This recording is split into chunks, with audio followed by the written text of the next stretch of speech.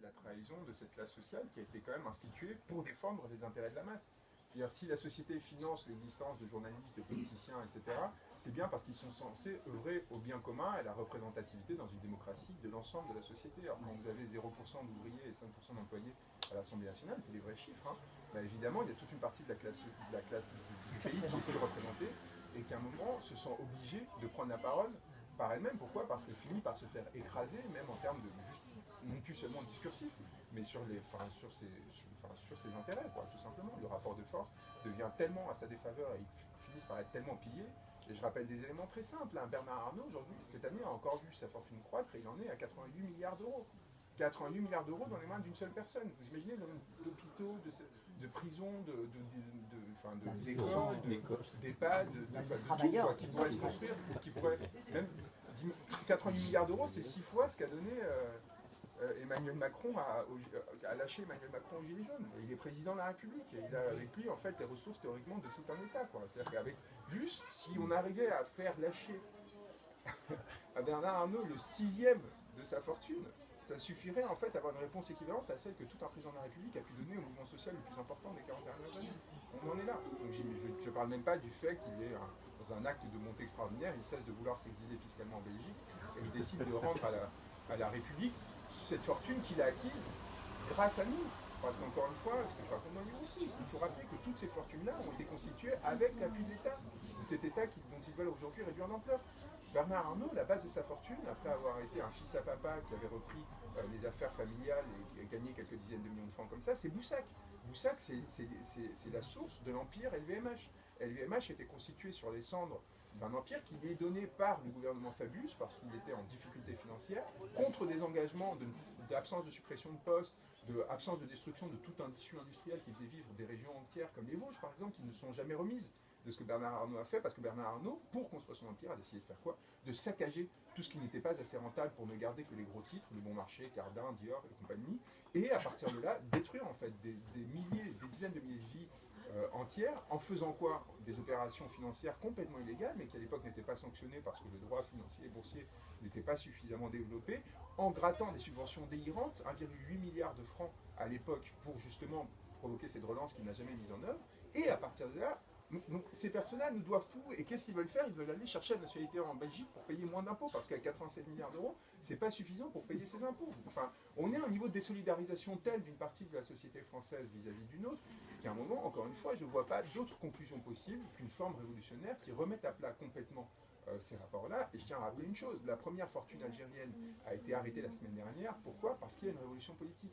Et c'est là où, en fait, on dit souvent, mais est-ce qu'il ne faudrait pas aller chercher les pouvoirs économiques, etc. Non, c'est le politique qui protège ces personnes-là. Parce que ces personnes-là, c'est quoi? In fine, c'est pas que de l'argent, c'est pas des comptes bancaires, c'est des corps. Et ces corps ont besoin d'une protection physique. Et dès le moment, en fait, que l'État qui est chargé, parce qu'il a le monopole sur la violence légitime, de les protéger, cesse de le faire, évidemment, ils ne sont plus rien. Et ces 87 milliards d'euros et ces personnes si puissantes qui font si peur, perdent toute emprise sur le monde dès le moment qu'ils se retrouvent vulnérables face à un pouvoir politique. Ou alors ils tentent de s'exiler, mais on va les chercher. Donc vous voyez, en fait, par rapport à mon inquiétude sur le fait qu'on perde de vue le fait que la centralité de notre combat doit être politique, et à mon avis, et c'est un enfant du système qui vous le dit, doit être révolutionnaire. Je peux poser une question? Oui, bien sûr, poser une question. Moi, je trouve d'abord, tout ce que vous décrivez, c'est remarquable. Ça débouche pour moi, et je pense que c'est dans votre réflexion actuelle, ça débouche pour moi sur la question de la violence, d'une certaine manière. Parce que ce que vous décrivez, c'est une prise de pouvoir d'une violence sans précédent. Moi, je suis d'un espace politique où j'ai toujours considéré que c'est l'oligarchie qui dirigeait notre pays, et que les politiques étaient au service des plus grandes puissances. Mais vous montrez quelque chose qui est une sorte de mécanisme en dehors de tout mouvement social. D'ailleurs, j'ai été frappé quand Macron a été élu, il y a un homme politique de droite, qui est Xavier Bertrand, qui a dit, pour la première fois, nous allons avoir un président de la République qui n'a pas de base sociale. Et d'une certaine manière, on le ressent dans le mouvement actuel des Gilets jaunes. Par exemple, les foulards rouges sont incapables de rassembler du monde. Alors que de tout temps dans notre société, il y a eu des tentatives de contre-manifestation pour que la nation s'exprime. Or, ça n'existe plus. Et est-ce que vous pensez que le fait qu'il y ait eu cette effraction, parce que c'est le mot est de Macron, c'est absolument incroyable, mais qu'il y ait eu cette effraction d'un petit groupe qui n'a pas de base sociale, C'est pour ça que vous pensez que ça débouche obligatoirement sur de la violence, que la question se pose, y compris pour un mouvement révolutionnaire, est-ce qu'il doit être violent ou pas, parce qu'aujourd'hui, tout ce qui est fait médiatiquement, c'est d'essayer de montrer que c'est la rue qui est violente et non pas le pouvoir qui a été mis en place, et que donc ça pose un problème, et que les Gilets jaunes eux-mêmes disent moi je ne me sens pas violent, mais vu la violence qu'on me fait, je m'interroge, parce que quand même. Voilà. Donc est-ce que vous pensez que c'est ça qui fait que l'alternative, c'est soit la révolution, où je suis favorable, soit Le Pen? Parce qu'il n'y a pas de recours pour l'oligarchie, il n'y a plus de recours à droite. Wauquiez, de toute façon, on voit bien qu'il établit la passerelle avec l'extrême droite et qu'il n'y a plus de pensée autonome. Et il n'y a pas de base sociale, mais je vous ai entendu à la Mutualité dire que de toute façon, sur les européennes, il y aurait le socle bourgeois qui fait que Macron va avoir 20%. Mais ces 20% sont des citoyens qui sont contraints de le soutenir. Et qui sont inactifs en plus. C'est des personnes qui ne savent se mobiliser qu'à travers le vote. C'est-à-dire qu'à travers un système de représentation bourgeoise, c'est-à-dire de délégation de l'action politique et du risque politique auprès de représentants, qui font qu'ils ne vont pas avoir à s'engager. Et donc ils ne voient pas. Donc en fait, c'est pour ça qu'ils sont un socle inamovible, qui ne cesse d'aller voter, qui est toujours en fait le moins abstentionniste, parce que c'est leur moyen d'expression le plus. Et ils savent parfaitement que leur vote va avoir un effet.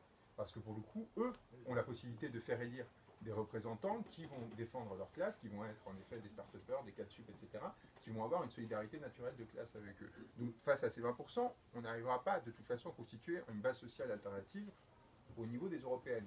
Et parce que, en plus, c'est une élection proportionnelle au premier tour, il suffit de faire 20% pour de toute façon, premier, deuxième ou troisième, il n'y aura jamais d'humiliation de la Macronie. Donc penser que c'est à travers ces élections que l'on pourrait envoyer un message à Macron, c'est tout simplement faire son jeu, le jeu d'une réduction de l'abstention qui ferait qu'il croit encore qu'il y a en effet une sorte d'adhésion au système existant et que par ailleurs, en plus, s'il arrive deuxième ou troisième, il pourra montrer, bah voyez, c'est pas si grave, finalement les gilets jaunes c'est rien, de toute façon le pays va très bien, etc. Ce qui recréerait un cycle de violence extraordinaire parce qu'il y aurait un déni tel de la réalité de la situation qui a déjà été mis en place un peu avec le grand débat, hein, qui ferait, parce que lui, vous avez bien vu en fait comment c'est parfaitement échelonné pour qu'entre la fin du grand débat et les propositions et les européennes, il puisse tenir ce discours-là de normalisation. Sauf qu'encore une fois, c'est là la limite d'Emmanuel Macron, et il n'a toujours pas compris, il pense à l'intérieur de ce système-là, sans se rendre compte que ça ne suffit plus. Ça, il ne pense que comme s'il s'agissait d'un gâteau à se répartir, et que le seul enjeu qu'il y avait pour lui, c'était de gagner une à une les élections face à Le Pen, face à Mélenchon, et il ne se rend pas compte qu'il y a une part de plus en plus importante et largement majoritaire de la société qui aujourd'hui ne considère plus que ces élections permettent une expression démocratique suffisante. Et qu'il faut au contraire des réformes institutionnelles beaucoup plus importantes. Et c'est pour ça que dans les Gilets jaunes, que ce soit le référendum d'initiative citoyenne, la proportionnelle, la constituante, et toute une série de dispositifs sont tellement mis en avant, parce que c'est une demande de reprise de parole. Et c'est cette forme de démocratie directe qui parachèverait la Révolution française, qui ferait qu'en 1789, on a réussi à instaurer face à l'aristocratie une démocratie bourgeoise, dans laquelle on a donné à des personnes la capacité de parler en notre nom, personnes que l'on formait, que l'on instruisait, dont on finançait les études, etc., pour leur permettre d'avoir ce rôle-là et de défendre au mieux les intérêts de la population. Évidemment, 200 ans plus tard, ça finit par créer des solidarisations entre les représentants et les représentés, ce qui est naturel parce qu'ils ont fini par constituer une classe à part entière.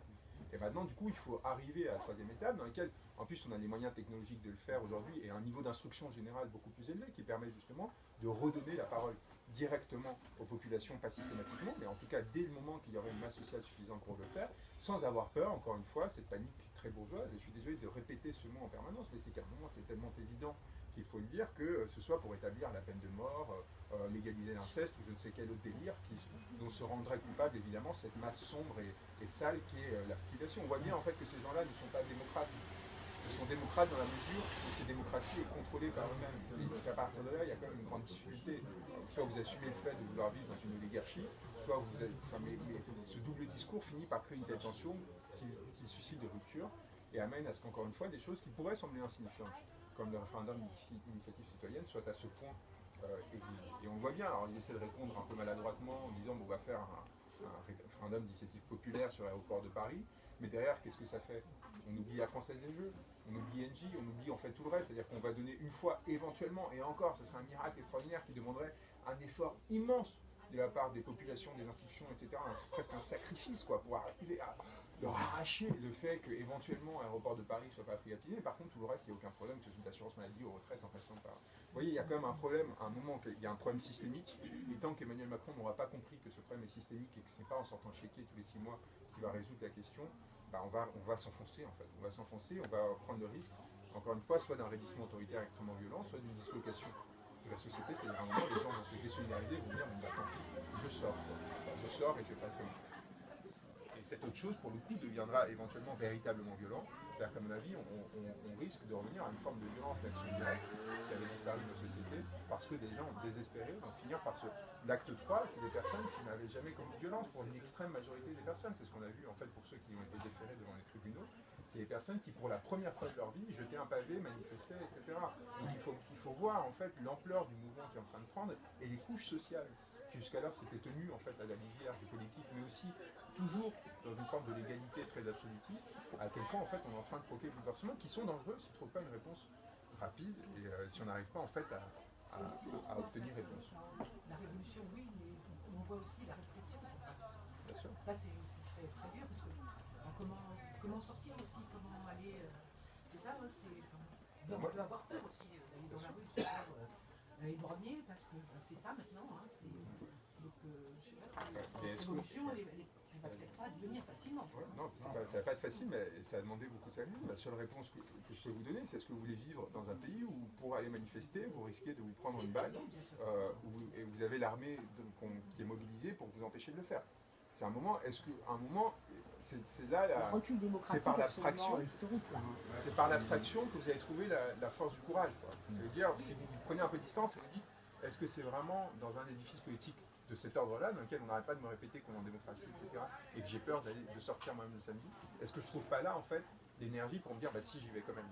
J'y vais quand même, et tant pis, parce que là, c'est beaucoup trop grave. Après, il y a la question des modalités, c'est-à-dire comment est-ce qu'on arrive à produire un effet. Moi, je pense qu'il y a un événement très important qui va avoir lieu, c'est le 1er mai. Le 1er mai, où on avait déjà vu l'année dernière quelque chose qui était de l'ordre de la quasi-bascule assez inquiétante pour les pouvoirs en place, et ce qui explique, à mon avis, c'est le 1er mai qui explique la frilosité des syndicats par rapport aux Gilets jaunes. C'est quand ils ont vu en fait qu'ils étaient en train de perdre leur capacité à véritablement jouer un rôle d'intermédiation et de cadrage de mobilisation sociale, ils ont fini par rentrer en fait dans un réfrénement très fort. Et je pense que ce premier-là, il va y avoir les forces syndicales vont être complètement dépassées, mais complètement, elles vont être quelque part achevées en fait, même symboliquement, par le fait que cette masse qui va être présente ne va pas être présente à leur côté, dans leur cadre, mais en dehors. Pourquoi? Parce que ces personnes-là qui sont quand même les gilets jaunes, pour une grande partie d'entre eux, les plus précaires, les plus fragiles, les plus exposés à la violence que produit cette société au quotidien, sont sortis dans la rue pour défendre leurs droits. Il n'y avait personne pour les protéger de la violence policière et de la répression d'État. Ils sont retrouvés seuls, à risquer de perdre un œil, un bras, etc., une main, ou autre, pour défendre leurs droits. Et cette trahison, je pense qu'elle ne sera jamais pardonnée. Elle ne sera jamais pardonnée contre les directions syndicales, hein, parce que le plus tristement ironique, c'est que qui est-ce qui a été le plus trahi?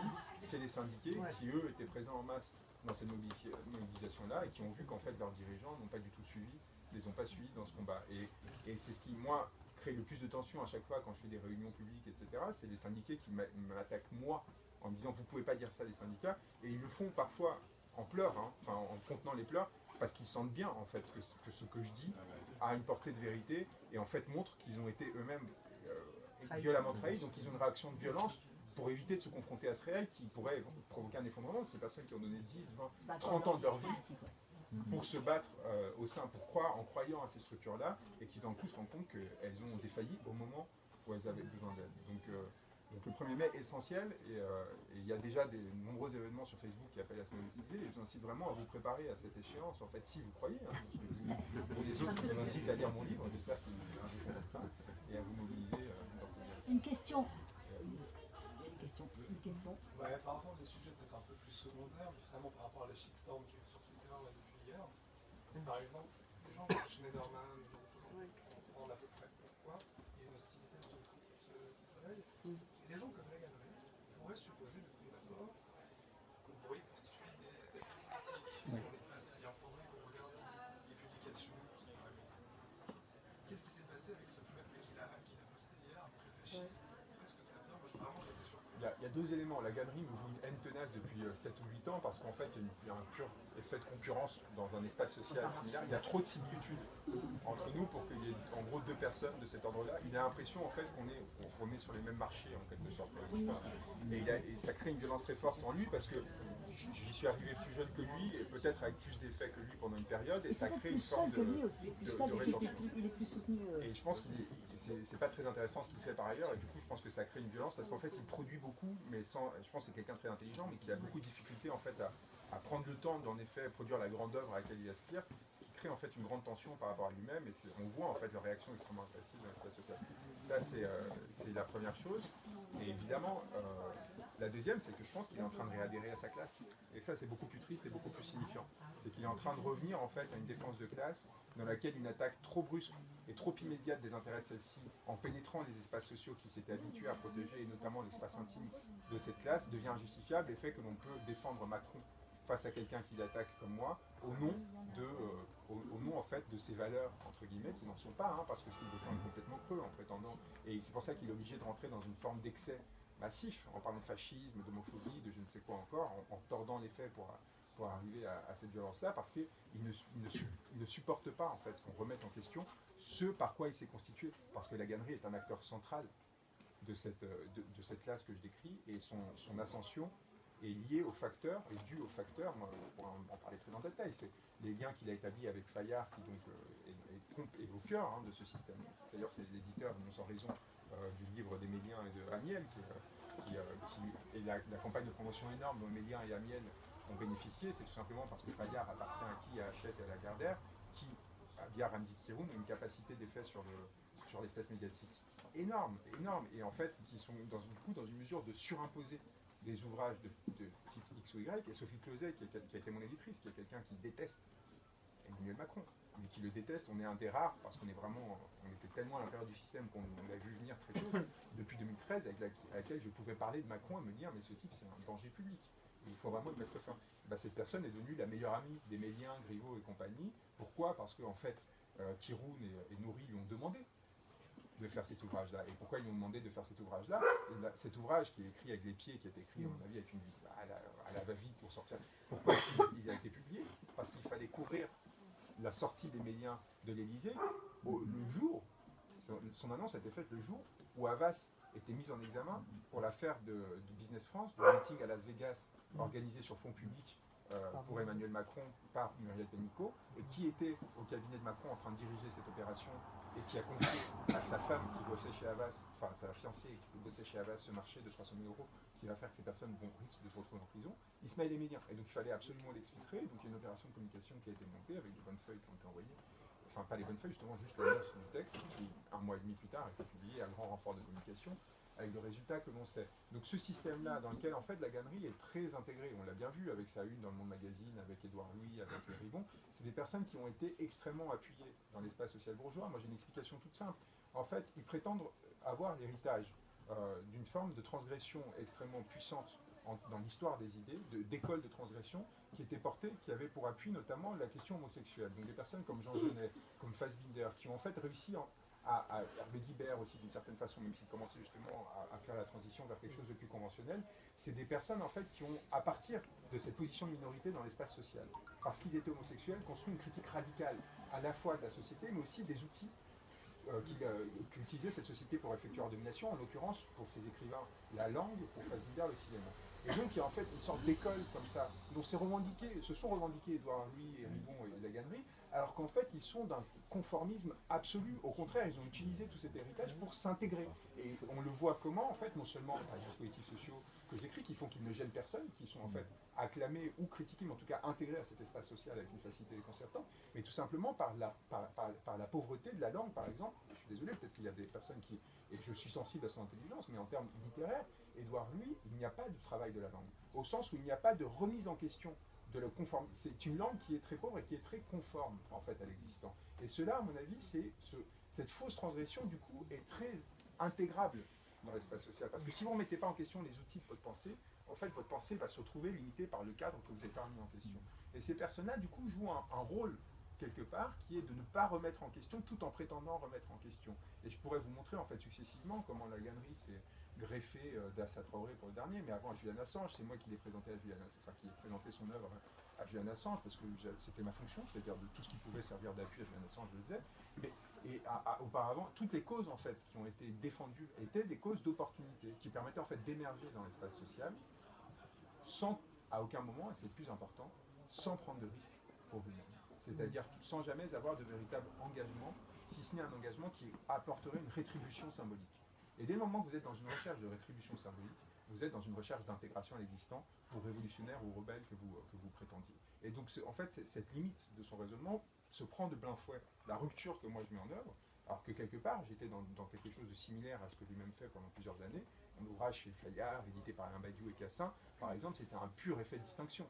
C'est-à-dire, voyez, comme je suis adopté à 24 ans par les plus grands de ma discipline, prenez-moi, ça fait 2000 ventes, j'en ai rien à faire, ça n'intéresse personne, j'en ai rien à faire. J'ai cette satisfaction-là d'avoir un argument à opposer aux personnes de ma classe sociale. Et bien moi, cette rupture avec cet espace-là, avec quelque chose, ça lui fait trop violence en fait, parce que ça renvoie, je pense, aux limites de sa propre démarche. C'est mon explication. Après, elle est partielle.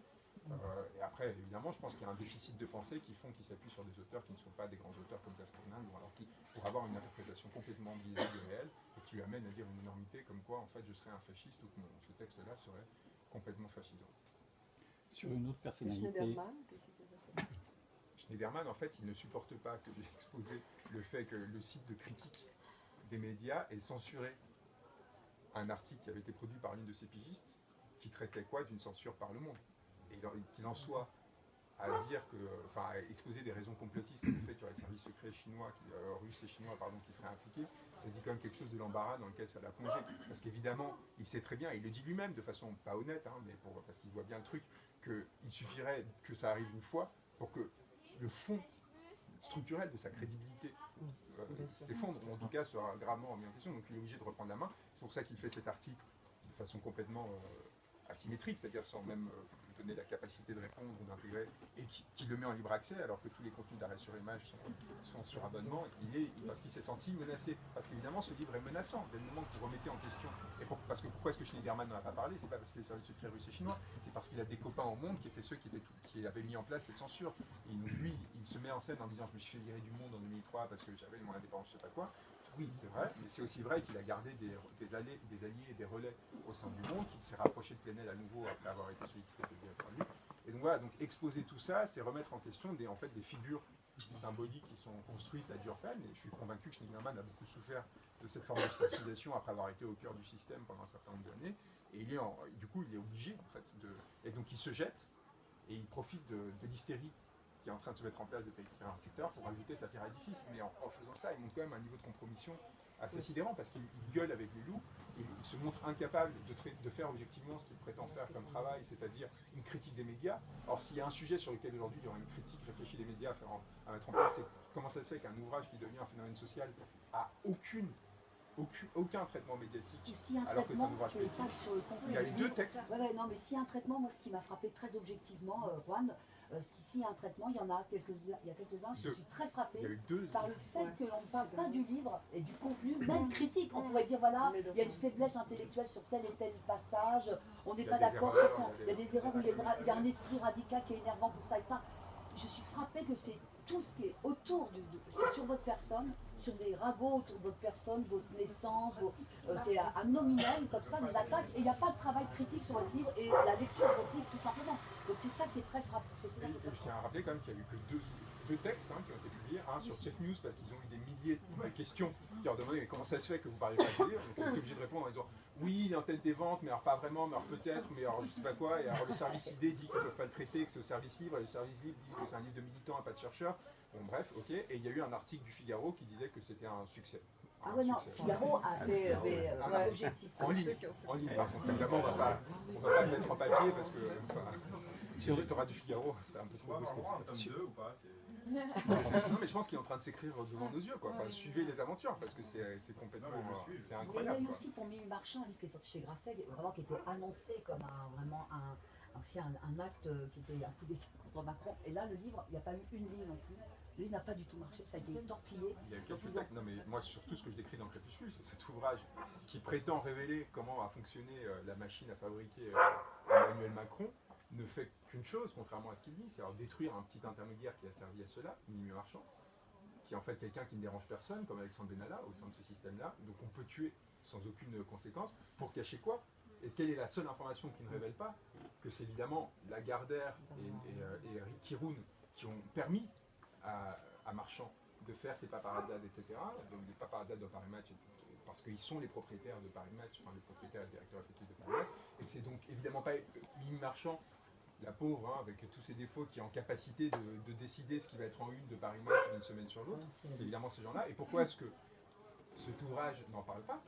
Parce qu'il est publié chez Grasset. Et Grasset appartient à qui? À Hachette, donc à Lagardère. Et donc vous voyez, en fait, quand on est là, c'est-à-dire à faire des vrais faux ouvrages d'investigation qui en fait ne vous donnent pas la seule clé qui vous permettrait de comprendre en effet comment ça s'est passé, on est quand même sur c'est même plus de la dérive, c'est de la perversion, quoi. Enfin, il y a un côté au mode où on se fout de notre gueule à des niveaux stratosphériques. Et qui me dit ça?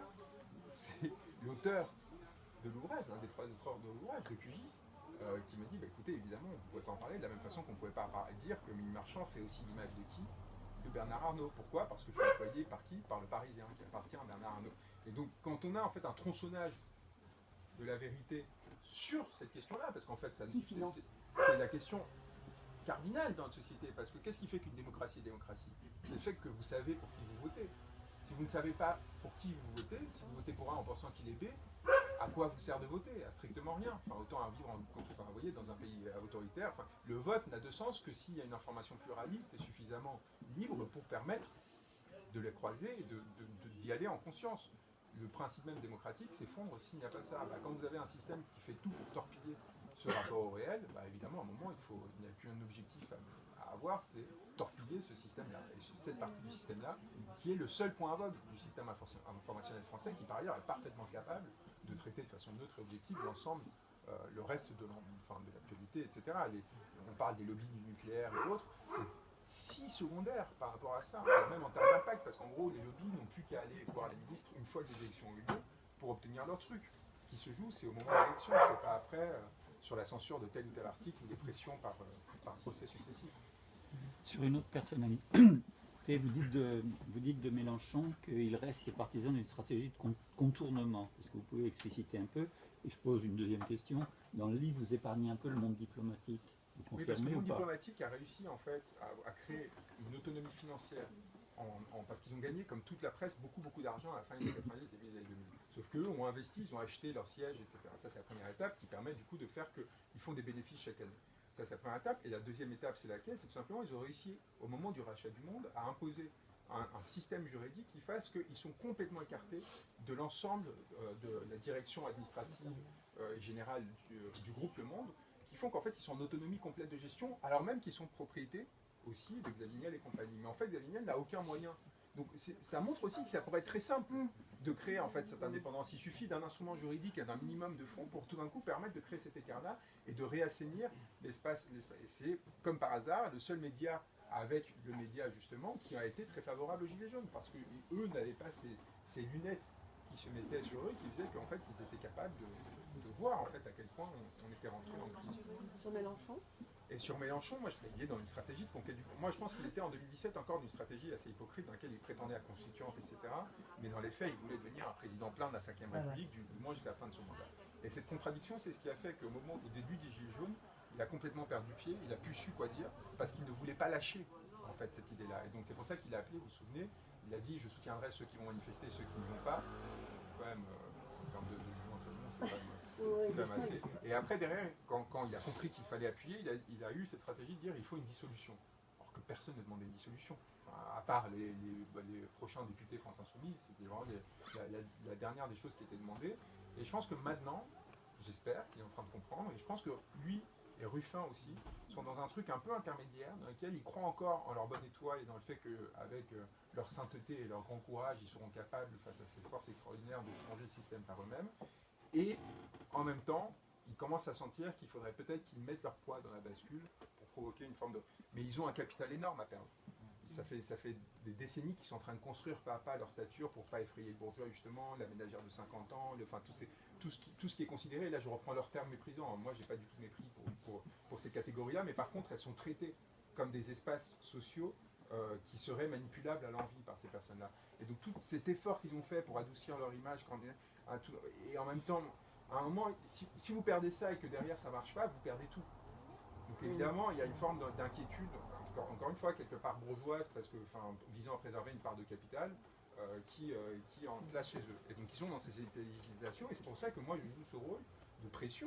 Je leur dis, mais sortez de ces parodies de démocratie que sont les élections européennes, de démocratie électorale, parce que, et c'est pas un raisonnement que j'étends à l'ensemble des échéances démocratiques. Mais là, en l'occurrence celle-ci, on sait très bien que ça ne servira à rien, si ce n'est à faire élire quelques notables qui rapporteront quelques ressources dans l'espoir hypothétique de répéter en 2022 quelque chose comme le miracle de 2017, alors qu'on sait très bien que ce ne sera plus possible en fait, que les forces en présence sont beaucoup trop importantes pour éviter, à mon sens, un nouveau duel Macron-Le Pen qui cette fois ne tournerait pas forcément à l'avantage de Macron, et sortez dans la rue, quoi. Et à emporter avec vous toutes ces énergies que vous êtes en train de dépenser de façon massive pour faire des meetings qui n'intéressent personne, pour défendre une ligne dont vous-même n'êtes pas sûr qu'elle est la bonne, en train d'hésiter entre la sortie de l'Union Européenne, de l'euro, la défiance des traités, un truc qui est un débat insupportable parce qu'on n'a pas les conditions d'en débattre sereinement dans notre pays aujourd'hui, et peser de votre propre poids dans la rue en disant tant que l'armée ne sera pas rentrée dans ces casernes, tant que les policiers cesseront de tirer au feu sur les manifestants, tant qu'il n'y aura pas une réforme institutionnelle d'ampleur qui permettra de renouveler un véritable dialogue démocratique, c'est un non-sens de participer à des élections en prétendant que tout va bien, Madame la Marquise, et que le climat électoral aujourd'hui permet sereinement de se prononcer sur tel ou tel sujet. Sur cette échéance-là qui arrive, de faire échouer Macron et sa clique... Mais on n'y arrivera pas. Encore une fois, le socle bourgeois est tel qu'ils feront leurs 20%. Ils feront leurs 20%. Et ces 20%, pour nous, c'est un effort immense d'y arriver. Donc autant déplacer cette énergie là où on est majoritaire largement, c'est-à-dire sur cette part de la citoyenneté qui est active, qui ne se contente pas d'aller voter de temps en temps, mais qui est capable de prendre des risques pour défendre ses idées, de s'exposer à une violence policière ou à une violence d'État pour faire entendre sa voix. On a cette chance extraordinaire de retrouver des alliés que l'on avait oubliés, que l'on avait probablement trahis, qui sont toutes ces classes populaires dont on est censé défendre les intérêts.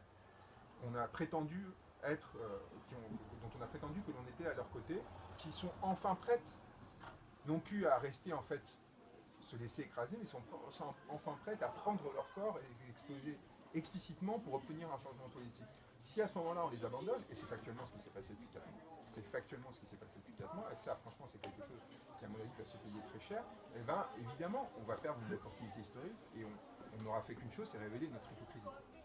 En gros, oui, on est de gauche, oui, on est pour la question sociale, etc. Mais tant que, en fait, ça ne remet pas en cause radicalement, potentiellement, notre propre position. En même temps, je trouve que le pouvoir fait bien quand même bien visser. Bien sûr, je suis d'accord. C'est compliqué. C'est extrêmement compliqué. Alors, je ne viens pas vous dire, ça va, on y est. Non, je vous demande un effort, un énorme effort. C'est pas... Non, mais moi, c'est juste justement l'effort et face aux modalités. Est-ce que, selon toi, les modalités dont on dispose aujourd'hui, c'est-à-dire le 1er mai, les manifs, c'est vraiment une menace pour eux ou, Je vais vous dire une chose, il y a un événement Facebook aujourd'hui pour le 1er mai qui s'appelle Paris, capitale de l'émeute. Vous savez combien de personnes y participent, qui sont intéressées? 10 000. Il y a 10 000 personnes aujourd'hui qui prennent le risque pénal, parce que c'est un risque pénal de s'inscrire. Et on a vu des personnes poursuivies pendant cette période pour avoir fait des commentaires étant trop ambigus. Il y a 10 000 personnes qui sont prêtes à prendre ce risque aujourd'hui. Et ceux-là, ce n'est pas le cœur de ceux qui en effet vont s'y retrouver, parce que ceux-là ne sont même pas sur les réseaux sociaux et surtout savent très bien qu'ils ne doivent absolument pas s'exposer en y allant. Donc il y a une masse sociale massive aujourd'hui qui est prête à se mobiliser. Et s'il commence à y avoir au sein de l'État, et du coup une conscience, qui sont en train de jouer avec le feu beaucoup plus que ce qu'ils espéraient jusqu'ici, qu'en effet ça risque en fait de vriller brutalement. Et si on arrive à faire passer ce message, peut-être que le miracle interviendra. Peut-être qu'avant, on réussira à leur faire lâcher bien plus que ce qu'ils étaient prêts à faire lâcher aujourd'hui. Et si ce n'est pas le cas, il faudra être là le 1er mai. Je ne dis pas qu'il faudra être là pour faire violence, mais il faudra être là pour montrer que massivement, on n'a pas peur de cette violence-là, de leur violence à eux, et de la confrontation qui va se mettre en place. Et évidemment, je dis ça en n'ayant rien à perdre, c'est-à-dire en n'ayant pas de famille, d'enfants, de travail, en n'ayant pas peur de cette confrontation. Mais il y a des personnes... J'aimerais bien participer, je suis chaude, impuissant devant l'écran. Allez-y. Oui, je fais à mon échelle à moi. Allez-y, mademoiselle. Essayer d'éviter déjà consommer à tous ces leaders, des choses comme ça, mais voilà. Mais on peut venir manifester, moi je manifeste tous les samedis, mais si vous restez dans le cadre de la manif déclarée, il suffit d'être en nombre, quoi. Il vous reste rien, vraiment. c'est de la désinformation. C'est pas vraiment dans Non, mais, non, si on se met pas devant la police, il faut faire nombre, quoi.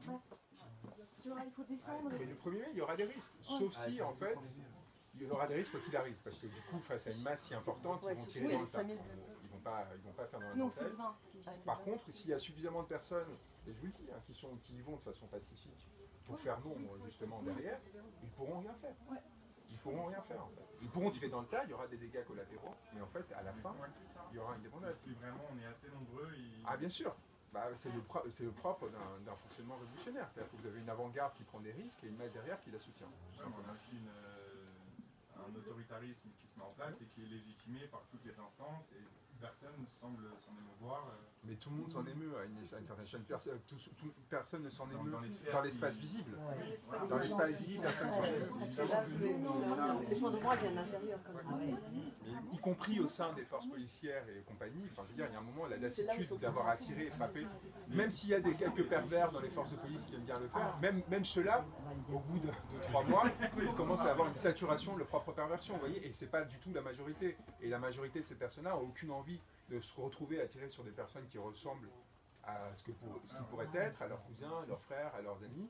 Et à un moment, il y a un effet comme ça de distanciation. Et s'ils ont remplacé le préfet de police le 18 mars après l'acte 20, c'est pas le 16 mars après l'acte 18, pardon, c'est pas parce que le préfet de police était devenu un saint homme qui tout d'un coup avait décidé de défendre les gilets jaunes après 3 mois passés à leur tirer dessus, à des bandits, etc. C'est parce que le préfet de police, ayant décidé de désobéir aux ordres du gouvernement d'une plus grande répression, l'avait fait parce qu'il sentait très bien qu'il ne serait pas appliqué. Parce que au-dessous de lui, il commençait à y avoir une résistance au fait d'être en permanence dans une stratégie de tension. Et du coup, qu'est-ce que ça a provoqué? Chez un homme qui aime l'ordre, qui sait comment fonctionne l'ordre, il avait le choix entre lui désobéir, servir de pare-feu et sauter, ou provoquer un risque immense pour le régime qu'il servait, c'est-à-dire une désobéissance qui immédiatement derrière provoquerait des solidarisations. Il n'y a pas de pire pour un appareil de répressif, qu'il soit policier, militaire ou autre, que des personnes qui commencent à vous désobéir. Parce que tout s'appuie sur la discipline. Dès le moment qu'il y a... Donc il a préféré lui prendre ce risque-là à son échelle, plutôt que ça se contamine aux échelles inférieures. Donc c'est possible. Est-ce que ça sera le 1er mai? Est-ce que ça ne sera pas le 1er mai? Moi je vous parle en tant qu'acteur et en voyant en fait les forces qui commencent à être mobilisées, en voyant les rapports de force très importants qui sont en train de se mettre en place, et en vous disant après si vous avez de meilleures solutions, encore une fois c'est la force aussi de ce mouvement, c'est qu'il n'y a personne pour vous dire quoi faire. Moi je suggère de ce que je vois, je relève des infos, mais de votre côté... Qui empêche les gens de se manifester pacifiquement. Parce que leur système de délation vis-à-vis des gilets jaunes, leur agression permanente, leur délation permanente sur ce qui se passe, empêche les gens, et quand ils s'emparent des médias pour faire cette délation, ils empêchent les gens, leur but c'est d'empêcher les gens de se manifester. Intimider, l'intimidation. Il y a un monsieur qui veut parler plus tout à l'heure.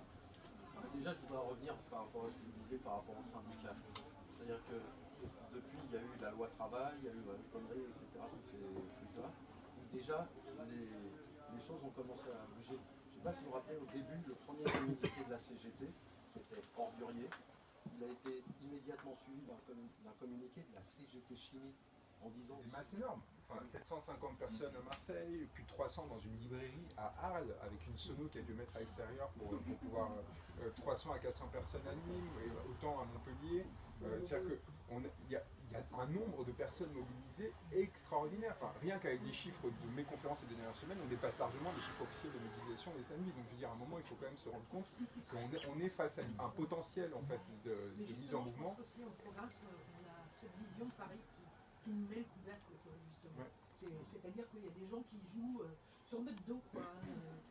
Et même là, vous êtes ici, enfin, on n'a fait aucune com, quoi. Enfin, à part toi, Marie-Rose, moi je n'ai même pas parlé sur mes... Oui, mais toi, t'as envoyé un mail, mais c'est tout, quoi. Enfin, genre, c'est vraiment fait par le bouche à oreille. Donc, il faut qu'on se rende compte de la puissance sur laquelle on peut s'appuyer aujourd'hui pour faire face, en fait, à ce bloc. Et moi, peut-être que ça ne durera pas longtemps, parce qu'à force de me décrédibiliser, de me détruire, ils vont trouver des dossiers quand j'avais 5 ans, que je n'ai pas encore conscience. Mais je veux dire, quoi qu'il arrive, cet outil-là est entre vos mains et va vous permettre de... Juste encore un petit peu avancer. Voilà. Bon, on m'appelle de dehors. Vous savez, bon, voilà. Est-ce que vous voulez dédicacer? La tentative d'écrasement continue. Et je pense que toute marque de solidarité par l'organisation d'événements réguliers, mais ça, je vous engage à vous saisir vous-même en fait de ça, c'est-à-dire vous-même tenter de le faire, d'organiser, etc. Parce que Après, il y aura des gens qui le relayeront, mais ça aura une influence, mais relative, parce que c'est à Londres que ça se joue, c'est un enjeu de pouvoir aujourd'hui entre les élites politiques qui sont complètement asservies au pouvoir américain là-bas et les élites judiciaires qui ont, elles, une conception encore un peu aristocratique de leur rôle, c'est-à-dire qu'ils pourraient éventuellement se distinguer pour montrer leur écart. Mais on l'a vu en fait dans l'audience de Julian Assange il y a 3 jours. Le juge l'a traité de type hyper narcissique, mais vraiment les mots dénotaient l'absence complète de neutralité, d'objectivité dans le traitement de son affaire. Il voulait vraiment l'écraser, y compris au sein de l'appareil de justice, quoi. Donc, parce qu'en fait, il y a une énorme endogamie très différente de la française au sein des élites anglaises du Royaume-Uni, qui fait qu'il y a un mépris extraordinaire pour des personnes comme Julian Assange, qui en plus a le tort d'être australien, donc d'être un sujet de l'Empire. Donc il y a toute une série de dispositifs qui font qu'il y a peu d'espoir, mais qu'on va se battre violemment. Et on va essayer d'éviter une chose, c'est-à-dire qu'on essaie de nous enfumer à nouveau en prétendant qu'en fait il ne risquerait que 5 ans de prison. On sait très bien, si c'est ça, c'est seulement pour donner une excuse aux tribunaux du Royaume-Uni pour l'extrader, et en disant bah non, de toute façon c'est pas si grave. Et une fois qu'il sera là-bas, violer les conventions internationales qui normalement interdisent ça, et rajouter de nouvelles charges pour le laisser en prison à vie. Et les révélations Wikileaks, ça peut servir ou pas? Le fichier qui vient d'être relâché, bah, on verra. Moi je pense que c'est pas, j'ai pas encore eu le temps de regarder en détail, mais il y a une partie des choses, je sais pas, pour l'instant j'ai pas l'impression que ce soit si important que ça. Et j'ai vu, en fait, je sais qu'il y a des choses qui n'ont pas été lâchées en fait. J'ai cherché des trucs dont je sais qu'ils sont entre leurs mains et ils n'y étaient pas, quoi. Donc c'est que le début, quoi. Vous imaginez bien qu'il n'allait pas prendre le risque de tout perdre, alors que dans le rapport de force il s'engage. Donc là c'est un premier signal qui est envoyé et on verra comment ça réagit et ce que ça va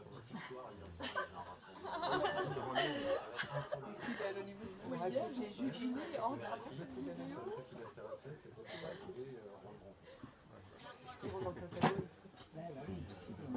Juan Branco du coup est pas venu. C'est moi qui n'avais pas dit. Je ne sais pas s'il y a d'autres questions.